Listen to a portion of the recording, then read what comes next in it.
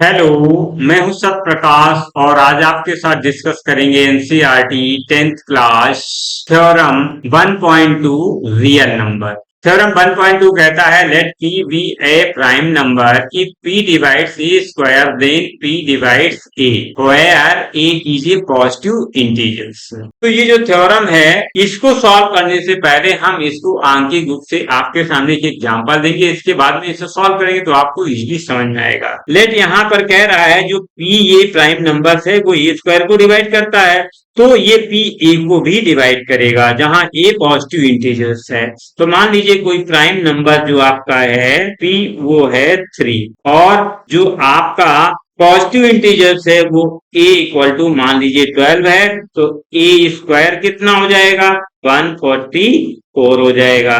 अब ये कहता है कि a square divide by p यानी कि 144 डिवाइड बाई p का मान 3 है तो कितने बार 3 4 जा 12 हो जाएगा, 2 बचेगा 24 तो 3 8 जा 24। ये तो हो गया आपका डिवाइड। अब ये कहता है कि a भी p से डिवाइड होगा। ये कह रहा है कि p से a भी डिवाइड कर, तो a डिवाइड बाई p कर दिया मैंने, यानी a का मान 12 है और p का मान 3 तो a भी डिवाइड हो गया 4 टाइम। तो अब हम इसको यहाँ पर मान लीजिए ए जो मैंने 12 लिया है और फिर ए स्क्वायर जो 144 लिया है तो 12 के अगर हम फैक्टर करें कौन से प्राइम फैक्टर की एक कंडीशन होती है कि प्राइम फैक्टर कभी भी आपके बदलेंगे नहीं, सेम टू सेम रहेंगे। जो जिसके प्राइम फैक्टर 12 के जो फैक्टर है वो हमेशा वही रहेंगे। हाँ, ऑर्डर आप ऊपर नीचे कर सकते हैं। तो ये हो जाएगा 2 इंटू 2 इंटू 3।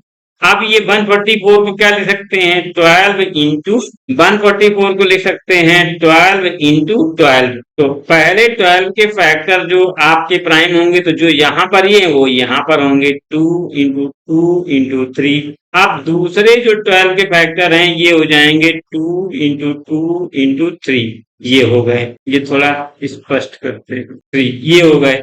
अब इसमें देखिए 2 टाइम आया, इसमें 2 टाइम आया तो 2 की पावर तो 4 हो जाएगा इंटू 3 1 टाइम और 1 टाइम तो 3 की पावर 2 हो गया। तो यही मेथड आपका ये कह रहा let p be a prime number if p divides a square then p divides a where a is a positive integers. ये थ्योरम 1.2 है रियल नंबर का। तो अब हम इसमें लिखते हैं a is a positive integer. Then अब हम क्या कर सकते हैं a के प्राइम फैक्टर मान लीजिए ये है p1 into P2 into dot dot Pn। यहाँ लिख सकते हैं where P1 P2 Pn are primes. ये क्या है ये प्राइम्स हो गए। जब ये प्राइम्स हो गए तो अब हम लिख सकते हैं ए स्क्वायर इक्वल टू, तो ए स्क्वायर क्या हो जाएगा P1 P2 dot dot Pn और फिर यहाँ पर लिख सकते हैं P1 P2 dot dot Pn। आप इसको लिख सकते हैं हम P1 का स्क्वायर इंटू P2 का स्क्वायर इंटू Pn का स्क्वायर। जब इतना हो गया है अब ये पूरा आपका थ्योरम यहाँ पर पूरा हो गया है। अब इसको हम लिख करके बताएंगे, तो लिख करके कैसे बताएंगे given that p divides a square, ये इसमें दिया है given that p divides a square p is one of the prime factor of a square and using uniqueness part of the fundamental theorem of arithmetic factors. ये चीज हम लिख करके बताएंगे।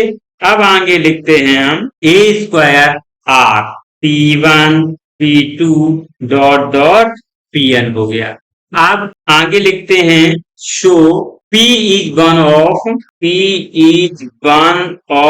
P1 P2 dot dot Pn। P जो है P1 P2 Pn में से ही एक होगा, मतलब जो प्राइम फैक्टर होगा वो इनमें से ही एक होगा। तो नाउ A इक्वल टू लिख सकते हैं P1 P2 dot dot Pn तो लिख सकते हैं P डिवाइड्स A, यही हमको प्रूव करना था, हेंस प्रूव। तो ये आपकी थ्योरम 1.2 है जो कि आपकी इरेशनल नंबर √2 √3 √4 में प्रूव करने में हेल्प करती है। इसके बगैर वो प्रूव नहीं हो सकते हैं, इसलिए ये बहुत इंपॉर्टेंट है।